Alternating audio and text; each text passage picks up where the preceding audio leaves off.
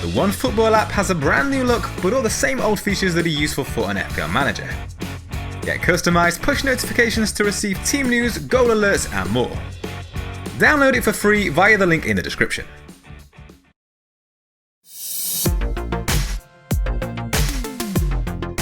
The biggest double game week in history held so much promise, but it's safe to say things haven't gone quite to plan. 53 points minus 4 has seen a huge drop in rank from 4k to 11k, but there is still some hope to be had with 3 matches remaining. The only significant points in defence came from a Matt Target clean sheet, and that's where a lot of the ground has been lost, with popular picks such as Martinez, Diaz and Stones all getting good returns. It's been a disappointing week for the big hitters in midfield too so far, with Bruno Fernandes looking a bit leggy in United's 2 goalless draws. He was especially quiet against Crystal Palace on Wednesday night, where he failed to take a single shot.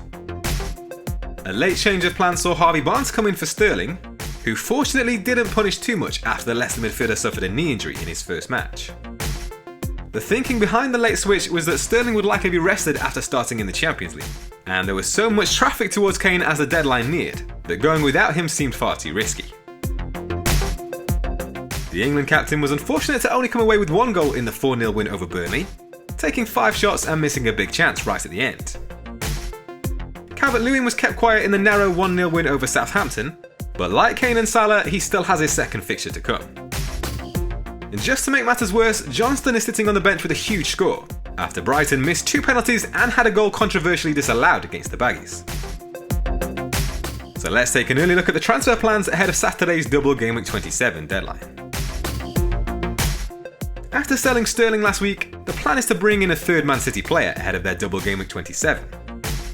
It may also be worth spending 4 points to make a second transfer to increase the number of Blank Gameweek 29 players in the team. Diaz and Stones remain options, but there's still the ongoing threat from Laporte, and even though it's primarily been Stones who suffered up until now, bringing either of them in at this point feels like tempting fate. So it's actually Kevin De Bruyne who's the most likely to come in. The plan is to play the wildcard soon after Game Week 29, so it's only really a short-term buy for the next 2 game weeks. Of course, there's still the possibility of rotation with him, but I think it's a risk worth taking, given his potential for big returns. Most managers will already have their 3 Man City players locked in place, so I'd expect De Bruyne's ownership to stay fairly low. Heung-min Son is also in the thinking, but the South Korean may have to wait until Game Week 29, with the Man City Double Game Week taking priority. The biggest concern with the move is that it involves being without the 60% owned Bruno Fernandes for the next 2 game weeks, losing a fair bit of team value in the process as well. United were the only side not to create a single big chance during Double Game Week 26, and their last 3 matches in all competitions have ended in goalless draws.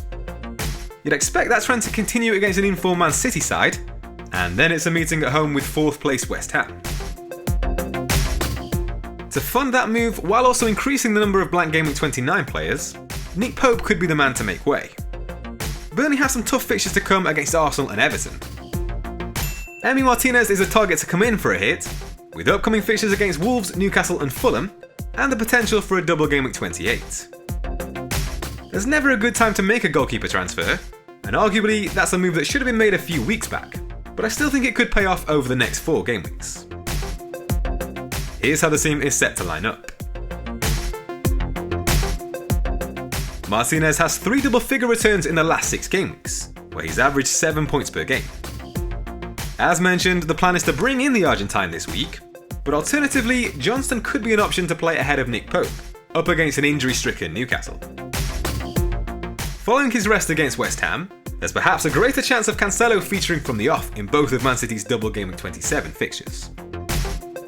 Target will keep his place ahead of Villa's home meeting with Wolves, who fashioned just 3 big chances in their last 4 matches. Only Man United and Crystal Palace have managed fewer. For now, lining up alongside them is Dallas, who often gets minutes in midfield to aid to his attacking potential. Only Lowton and Cancelo have taken more than his 5 shots from open play in the last 4 game weeks, amongst defenders. However, Walker-Peters has returned to training, and could be in contention for the trip to Sheffield United in the first of 2 Southampton fixtures this game week. The Blades have scored just once in their last 4 matches, despite recording 7 big chances. Even though it's hard to see him earning many points against Man City, it would still be tempting to start the right back if he looks like making a return.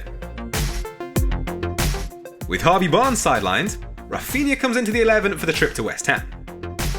The plan is to sell the Leicester midfielder either in Game Week 28 or 29, making use of the Brazilian in the meantime. He's fired 14 shots in the last 4 game weeks, with only Neto taking more amongst midfielders. Salah hasn't been overly convincing of late, managing 4 goals in 10 matches this calendar year, to average 4.4 points per game. But the Egyptian is likely to keep his place ahead of Bruno Fernandes due to a more favourable matchup this game week. Fulham's form has improved of late, but they've conceded in all 4 matches against the Big Six during this calendar year. Gundogan earned a late assist from the bench against Wolves on Tuesday, and should be well placed for minutes in Double Gameweek 27. But over the last 3 matches, the fit again De Bruyne has averaged 3.3 shots per 90 minutes, compared to Gundogan's 1.4. He's also edged the German for touches in the penalty box, with 4.4 compared to 3.9. Calvert-Lewin faces a Chelsea side in strong defensive form under Tuchel, but boasts an impressive record against the Big Six this season. He's delivered in all 7 appearances against those sides, amassing 3 goals and 5 assists, to average 6.3 points per game. Bamford has taken 11 shots in the box over the last 4 game weeks, to rank joint top amongst forwards with Jesus and Kane. The England captain faces a Crystal Palace side that kept back-to-back clean sheets last game week, but have allowed 12 big chances in their last 6 matches, with only 5 teams faring worse. Ordinarily, Kane and Salah would be contenders for captaincy, but Man City's Double Gameweek ensures it will come down to a choice between Gundogan and De Bruyne. The Belgian has the advantage when it comes to underlying numbers per 90 minutes over the last 3 matches, since making his return from injury. In that time, he's averaged more shots, attempted assists and touches in the box. But there's a temptation to try to predict their game time over the 2 matches. And while De Bruyne played every minute in Double Gameweek 26, Gundogan had his minutes managed more carefully. So for now, the armband is with the German.